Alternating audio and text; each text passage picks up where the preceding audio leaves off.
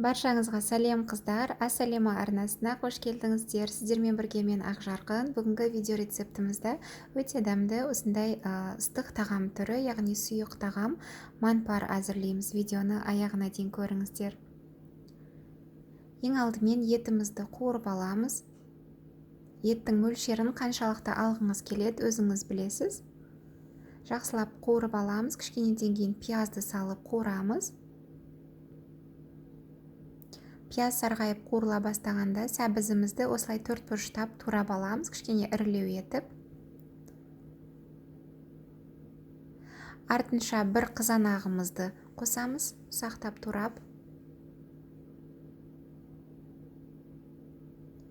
Және болгар бұрышы керек болады. Бір болгар бұрышын төртбұрыштап турап қостық, жақсылап қуырамыз. Және картопымызды дәл сәбіздің көлеміндей тураймыз. Жақсылап қуырып алдық, қайнаған су құямыз. Судың көлемі 2 литр, қайнағаннан кейін баяу отта 1 сағат қайнатамыз. Қайнағанға дейін біз қамырын илеп аламыз. 1 стакан ұнға 1 жұмыртқа және кішкене тұз сеуіп, салқын су құйып, қамырымызды илеп аламыз. Орташа жаңағы жұмсақтықта илейміз. Өте қатты немесе жұмсақ болмау керек. Жақсылап илеп алдық, тындырып қоямыз. Қамырымыз тынғаннан кейін тағы да бір басып қойсаңыздар болады. Одан кейін осылай жайып аламыз. Қалыңдау етіп жаямыз.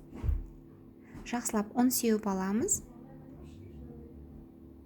Ұсақ төртбұрышты бөліктерге бөліп аламыз, яғни квадраттарға.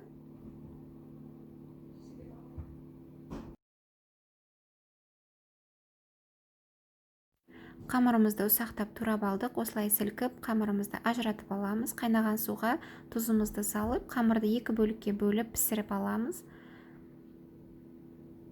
Қамыр піскенше ұстайсыздар, қамыр өйткені қалыңдау болғандықтан жеп көресіздер. Піскеннен кейін осылай сүзіп аламыз. Және бір ас қасық сұйық май құйып, жақсылап араластырып қоямыз, қамыр бір-біріне жабысып қалмас үшін. Енді подливамызға тұз сеуіп, қара бұрышын сеуіп, татымына қарай тағы 5 минут қайнатып аласыздар. Тағамымыз дайын болды. Қамырын астыңғы бөлігіне осылай саламыз, ыдыстың астына. Бетіне подливасын құйып, тағамды осылай ұсынсаңыздар болады. Өте дәмді тағам, бір жағынан тоқ, әрі сұйық тағам, пайдалы тағам десем болады. Міндетті түрде осылай кешкі ас, түскі асқа осы тағамды жасап беріңіздер. Өте дәмді болды. Рецепт ұнаса жасап көріңіздер.